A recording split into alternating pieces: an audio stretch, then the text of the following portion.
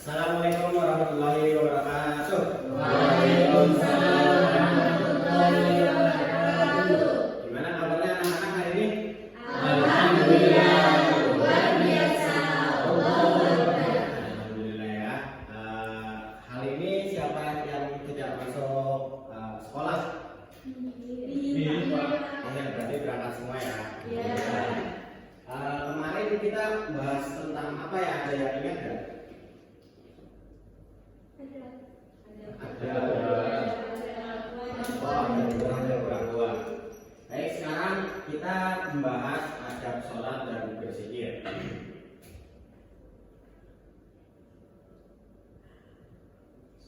Jadi apa itu sholat?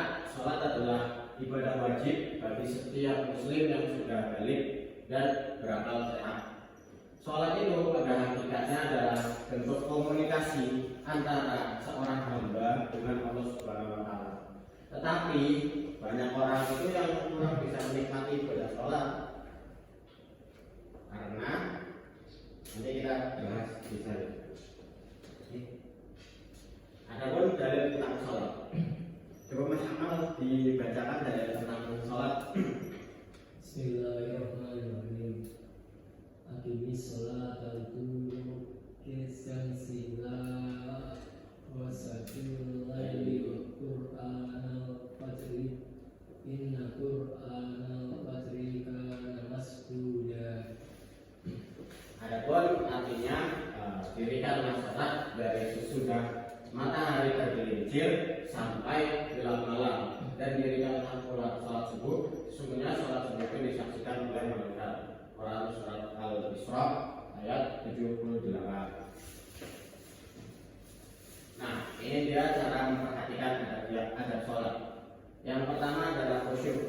Tadi kan di bahasan tentang pengertian sholat itu sendiri, banyak yang tidak menikmati sholat karena ya sebabnya ini, karena mereka itu tidak khusyuk. Karena kan sholat itu adalah komunikasi kita kepada Allah. Jadi kita tuh berhadapan dengan Allah Subhanahu wa Ta'ala. Lalu yang kedua itu ada hati yang ikhlas. Jadi kita sholat itu harus yang ikhlas, tidak boleh karena keterpaksaan. Lalu yang ketiga menjaga waktu dan batas-batasnya. Keempat menjaga kebersihan dan kesucian. Lalu tempat sholat dari najis yang ada, menyingkirkan gambar tulisan yang mengganggu kekhusyuan sholat. Lalu memakai pakaian yang terbaik maupun ada menyesal serta bersedih. Jadi kita mengingat dosa-dosa kita saat sholat, dan terakhir melakukan dengan khusyuk. Lalu yang kedua ini tentang berzikir. Berzikir itu menurut bahasa berarti ingat atau mengingat. Dalam hal ini yang dimaksudkan adalah mengingat Allah dengan cara memperbanyak mengucapkan kalimat-kalimat thayyibah atau kalimat-kalimat yang baik sesuai dengan yang diajarkan oleh Rasulullah maupun dari para sahabat dan orang-orang yang soleh sebelum kita. Adapun dari tentang berzikir dari Abu Musa Al-Asy'ari meriwayatkan bahwa Nabi Shallallahu Alaihi Wasallam bersabda, persamaan seorang yang mengingat Tuhannya dan seseorang yang tidak mengingatnya adalah seperti orang yang hidup dan mati. Jadi kalau kita mengingat Tuhan kita, mengingat Allah, itu seperti orang yang hidup. Tapi kalau kita nggak mengingat, itu sama saja seperti orang yang mati. Hadis riwayat Al-Bukhari. Lalu adapun adab berzikir, mungkin hampir sama dengan sholat, ada perbedaan sedikit. Yang pertama, kita berzikir itu harus ikhlas. Lalu yang kedua, meredakan suara. Kita harus dengan suara yang lirih atau lembut. Lalu berzikir dengan bacaan zikir ataupun lirik. Lalu mencoba memahami makna dari kata zikir itu. Lalu duduk di suatu tempat atau ruangan yang suci, mewangi pakaian dan tempat dan memilih tempat yang sunyi agar supaya kita khusyuk.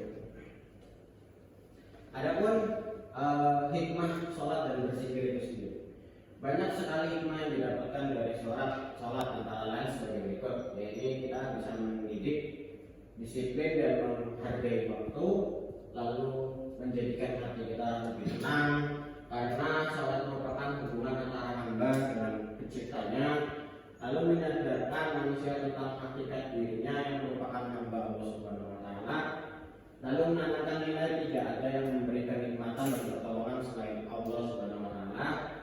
Salat dapat menjauhkan diri dari perbuatan keji dan mungkar. Lalu yang terakhir, salat dapat menjauhkan diri dari sifat sombong. Oh, ada lagi. Dalam mendekatkan diri kepada Allah, manusia dianjurkan agar selalu tetap berzikir. Amalan ini merupakan ibadah, yakni suatu pengabdian dan penghambaan diri pada Allah Subhanahu wa taala.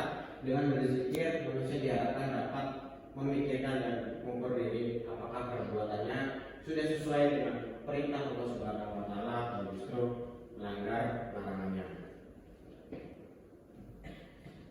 Baik, mungkin sekian materi untuk hari ini. Kita tadi sudah bahas tentang adab sholat dan berzikir. Lalu apakah ada yang bisa menyimpulkan dari adab sholat dan zikir? Saya Pak, Ya, silakan Mas Akmal.